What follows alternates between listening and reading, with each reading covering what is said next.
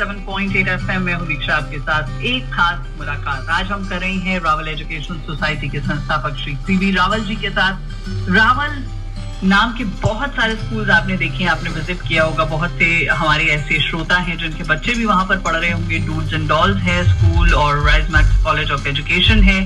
इन सबकी स्थापना करने के बाद रावल साहब का और भी बहुत बड़ा सपना है कि अफोर्डेबल शिक्षा जो है, डिग्री कॉलेज कोई ऐसा फरीदाबाद में होना चाहिए जो हर एक व्यक्ति जो है उसको अफोर्ड कर सके और दिल्ली यूनिवर्सिटी की तरफ भागना थोड़ा सा कम करे और फरीदाबाद में ही ये शिक्षा मिल सके। तो ये इनका सपना है। फिलहाल सीवी रावल जी, आपका एक बार फिर से बहुत बहुत स्वागत है। और अब मैं आपसे जानना चाहूंगी सर, इतनी सारी चीजों को मैनेज करना आसान नहीं होता है। आपने जिस एक छोटे से पौधे से रावल शिक्षण संस्थानों की शुरुआत करी थी, वो अब एक बड़ा वृक्ष बन चुका है और ऐसे में आप बहुत बिजी भी रहते होंगे। हालांकि अभी तो बच्चे जो हैं वो संभाल लेते हैं चीजें, लेकिन फिर भी आपके पास भी बहुत सी जिम्मेदारियां हैं। तो जब फ्री होते हैं सर, तब क्या करना पसंद करते हैं, या जब बहुत ज्यादा स्ट्रेस हो जाता है तो किस तरीके से दूर करते हैं उसको? जी एक्चुअली मैम, सबसे पहले मैं भगवान की मेरे ऊपर कृपा है मैम जी। मेरे पास मेरे 2 बेटे हैं। अनिल रावल बड़ा बेटा है, रितेश रावल छोटा है जी, और एक बेटी है मैम जी ना। हाँ, सेक्टर 49 में वो रहती है ना। और मैम यहाँ तक पहुँचाने में मेरे बच्चों का बहुत बड़ा कंट्रीब्यूशन रहा जी। जैसे जैसे मैम समय निकला ये ना, तो हम लोगों ने अपने आप को अप टू डेट किया। मैंने अपनी सोच को अपने प्रिंसिपल पे या अपने बच्चों पर लादने की कोशिश नहीं की जी ना। मैंने ये कोशिश की कि जो भी आज लेटेस्ट वर्ड में चल रहा है, मेरे बच्चे वो सब करने की कोशिश करें ये ना, और उनको फ्री हैंड काम करने का मौका दिया। और मैंने इवन अपने बच्चों को मौका नहीं दिया, मैंने प्रिंसिपल्स को भी मौका दिया जी। मैंने प्रिंसिपल को एक अलग तरह से ये बोला कि ये school principal CV Singh ji का है, ये प्रीति मैम का है, ये फना प्रिंसिपल का है। तो बाई ने मैंने उनको यानी स्कूल की जिम्मेदारी आपने प्रिंसिपल्स को ज्यादा दी, एग्जैक्टली मैम, उन पे ज्यादा भरोसा किया जी, उनको ओनरशिप दी जी, उनको ये महसूस कराया कि हम ही मालिक हैं। तो उससे क्या है मैम, उन्हें अपना 100% दिया बिल्कुल ना। इससे मैम ये छोटी मोटी पहचान बन पाई। और इसमें मैं जो अनिल रावल का और रितेश रावल का, मैं इन दोनों भाइयों का बहुत ज्यादा, इनकी जिंदगी में एजुकेशन के अलावा कुछ और है ही नहीं ना। इनको एक ही हर होती है, एक ही माइंड में रहता है कि हमें एजुकेशन सेक्टर में हम और बेस्ट क्या कर सकते हैं जी जी बिल्कुल। तो इनको फ्री हैंड काम करने का मौका दिया और मतलब ये अच्छा ही कर रहे हैं मैम जी। आपका नेक्स्ट क्वेश्चन क्या था मैम? कहाँ? मैं सर वो पूछ रही हूँ कि आप जब स्ट्रेस में होते हैं तो कैसे उसको दूर करते हैं, खाली समय में कैसे? मैम एक्चुअली ये जो स्ट्रेस है ना जी जी, ये स्ट्रेस एक आदत है जी। अगर आपको स्ट्रेस लेने की आदत है तो छोटी सी बात भी आपको स्ट्रेस दे जाएगी। बिल्कुल बिल्कुल, ये आपने एकदम सही बात कही है। हाँ है ना, कोई आपसे नमस्ते भी कर लेगा ना और अनजान आपसे नमस्ते कर लेगा तो आपके दिमाग में टेंशन हो जाएगी कि अच्छा मुझे नमस्ते क्यों किया। तो टेंशन का मैम कुछ ऐसा नहीं है, लेकिन क्योंकि कारोबारी आदमी है, ऐसा कोई दुनिया में कारोबारी आदमी नहीं है जिसको कोई ना कोई स्ट्रेस ना हो। बिल्कुल बिल्कुल, आप उसको रिलीज करने का एक तरीका है मैम ये ना। मेरा ऐसा मानना है मैम, जो आदमी जिंदगी में एक बात समझ ले तो आदमी बजट में चलेगा और मैम लो प्रोफाइल में रहेगा और डाउन टू अर्थ होगा, ग्राउंडेड होगा, सॉफ्ट स्पोकन होगा है ना। तो मैम वो कहीं ना कहीं बहुत चीजों से बचा रहता है मैम। बिल्कुल बिल्कुल, स्ट्रेस भी एक आप डाल सकते हैं कि वो स्ट्रेस से बचा रहेगा बिल्कुल। अब रही स्ट्रेस को रिलीज करने की बात, अगर आपके परिवार में सुख शांति है ना, आपके परिवार में प्यार है, तो आप जिस काम को कर रहे हो ना, पहले उसको उठा के साइड में रख दो है ना बिल्कुल। और आप अपने पोते पोती के साथ बैठ जाओ, उनको बुला लो अपने कमरे में जी ना, आप उनके साथ खेलो, उनके साथ एंजॉय करो, तो मैम आपका जो स्ट्रेस है कुछ टाइम के लिए रिलीज हो जाएगा। और अदरवाइज कोई ऐसी कोई मेडिसिन नहीं बनी है ना जी, ऐसा कोई चीज, कोई सिरप, कोई जो ना हिल स्टेशन वो कहीं नहीं बना मैम कि जहाँ जाने से आपका स्ट्रेस खत्म हो जाए। बिल्कुल बिल्कुल। स्ट्रेस तो मैम या तो है तो अपने घर में ही रिलीज हो जाएगा।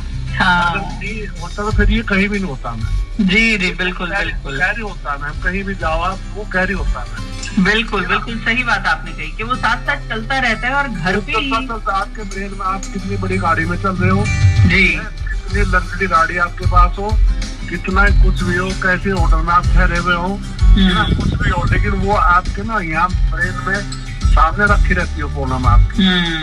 बिल्कुल बिल्कुल। मेरा तो ऐसा मानना है कि जो कुछ भी है वो अपने घर में ही है जी। अपने घर को में खुशी रहे, सब प्यार से रहे, ठीक है ना, एक दूसरे का सम्मान करें और अपनी जरूरतें कम से कम रखें जी। बिल्कुल। सबसे बड़ा फंडा ये है कि जिंदगी में अपनी जो जरूरतें हैं वो उतनी बढ़ाएं जितनी आप कर सकते हैं, मतलब बिल्कुल आपका काम कर सकता है। बिल्कुल बिल्कुल सिंपल लाइफ जिएंगे उतना ही आप अंदर से खुश होंगे, सुखी रहेंगे मैम। सही बात है। बिल्कुल। दिखावा करेंगे मैम उतने हम अंदर से दुखी होंगे, मेरा ऐसा मानना है। बिल्कुल बिल्कुल। और यही प्रॉब्लम होती है सर, हम जितना दिखावा करते हैं उतना ज्यादा परेशान होते हैं। कोरोना का जब पहला लॉकडाउन लगा तो लोग अपने घरों में थे और आराम से बैठे हुए थे, उसमें दिखावा नहीं था तो थोड़ी शांति भी थी। लोग जो है वो घर में आराम से एक दूसरे के साथ समय बिता पा रहे थे, अपने परिवार को जो इतने टाइम से नहीं समझा था उन्होंने वो समझ पा रहे थे। जी मैम, जी मैम, जी। तो सर बहुत सी बातें आपने बताई और बहुत सी बातें बताने के बाद सर अब मैं चलते चलते आपसे बस ये चाहूंगी, कोई खास मैसेज देना चाहें आप इस शहर के निवासियों को जिन्होंने आपका इतना साथ दिया है?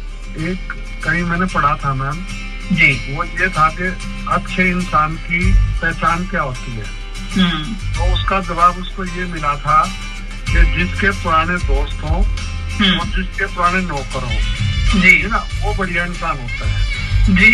तो मैम मैं उन लोगों को याद करता हूँ जिन्होंने मेरे बुरे वक्त में मेरा साथ दिया, उन परिवारों से जुड़ा हुआ हूँ जिन्होंने मेरा स्ट्रगल टाइम में मेरे साथ खड़े हुए जी। उन बच्चों से मिलता हूँ जो उस टाइम उन्होंने मेरे पे विश्वास करके मेरे स्कूल में एडमिशन दिया। उन पेरेंट्स को बुलाता हूँ जो 20 साल पहले हम पे विश्वास करके अपने बच्चे हमें दिए जी। मैम मेरा तो यही है कि मैं उन लोगों को नहीं भूलना चाहता जिन्होंने मेरा किसी न किसी रूप में मेरी मदद करी, चाहे एडमिनिस्ट्रेशन हो, चाहे मैम आम आदमी हो, इवन कोई एम्प्लॉय हो, जिन्होंने मेरा साथ दिया। मैम मैं उन सब का आभारी हूँ और मैं आप जैसे लोगों का भी आभारी हूँ जिन्होंने मेरी पहचान बनाई जी। रावत कितने लोगों को अपने मुंह से बता सकता है, ठीक है ना मैम?